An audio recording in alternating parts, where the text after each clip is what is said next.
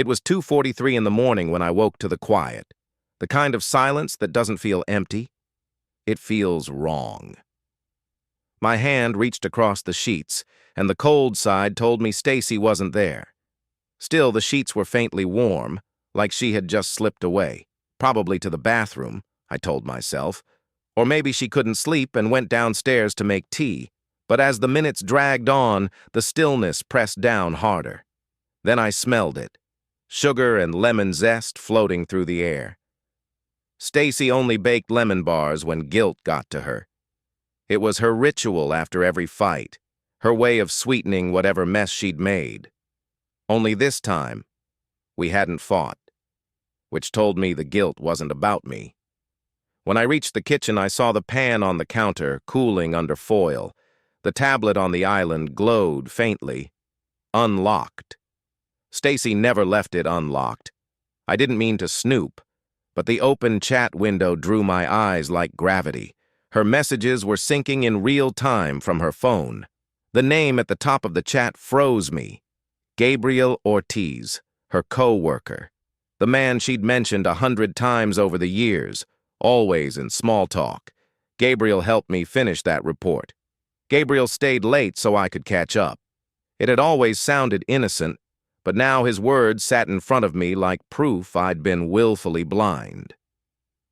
The last message was time-stamped 2:40 a.m., 3 minutes ago. It read, "Tomorrow, sunrise. No more hiding." My pulse slowed.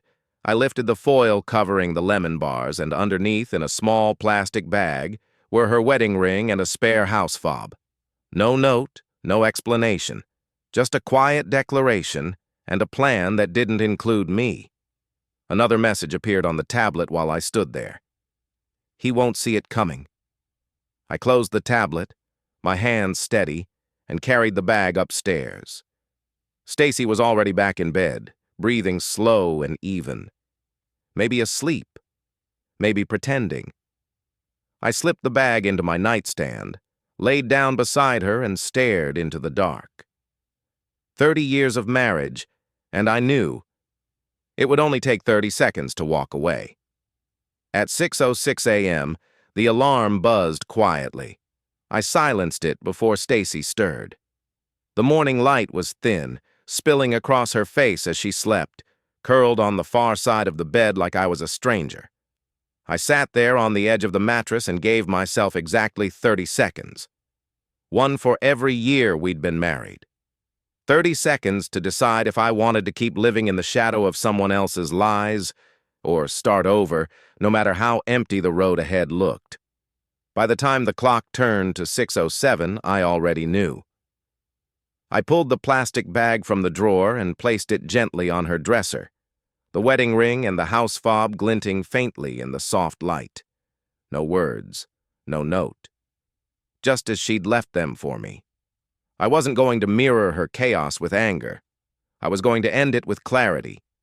I packed a single duffel, my passport, a few shirts, my grandfather's pocket knife, and the hard drive holding every design I'd built in my carpentry shop. Things that mattered, things that were mine. Before leaving, I slipped off my own wedding band and hung it on the apron hook by the pantry, the same hook where Stacy always pinned grocery lists and reminders. A symbol of a life plan down to the smallest detail, now reduced to nothing. The lemon bars were still there on the counter, perfectly cooled, waiting for her morning performance. She'd come downstairs, see the missing bag, the empty bed, and realize the story had flipped. At 7:10, my phone buzzed with her text. "Coffee talk?" 2 words, casual, almost playful, as if the night hadn't happened, as if she hadn't already handed her loyalty to someone else. I didn't reply. I placed the phone face down on the passenger seat and started the truck. By the time I reached the highway, the sun was climbing over the trees, and the life I'd spent 30 years building was shrinking in the rearview mirror. 30 years of marriage, 30 seconds to walk away. Around 9:12 that morning, my phone buzzed with an alert from the Smart Lock app. A new code had been added. Guest 05. I didn't need to wonder who it was for.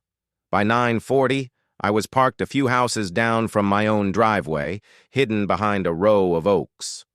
The silver sedan pulled in right on cue.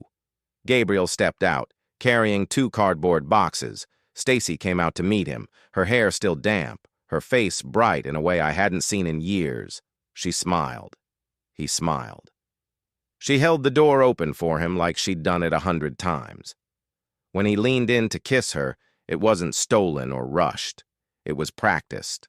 Routine. I didn't feel anger then, just clarity.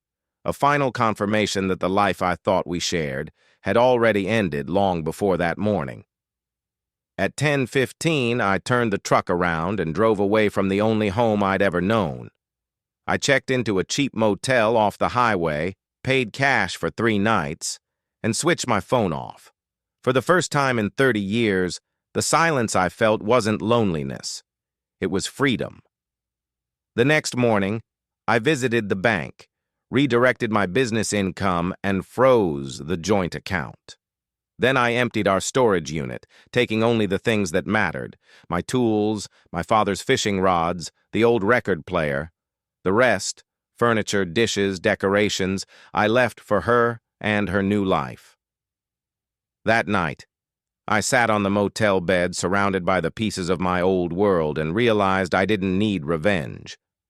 I needed distance, so I gave her all the space she needed, and then some.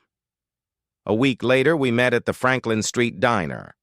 Neutral ground, the kind of place where nobody knew our names. She walked in right on time, calm but uneasy, scanning the booths before spotting me. "Paul," she said softly, almost rehearsed. "You disappeared," she added. "I can," I said. And I did. She tried to speak carefully, choosing words that sounded reasonable, even victimized. "I didn't mean for you to find out like that. Gabriel and I—" "Don't," I said quietly. "You baked lemon bars at 2 in the morning and hid your ring under them? That's not an accident." Her jaw tightened.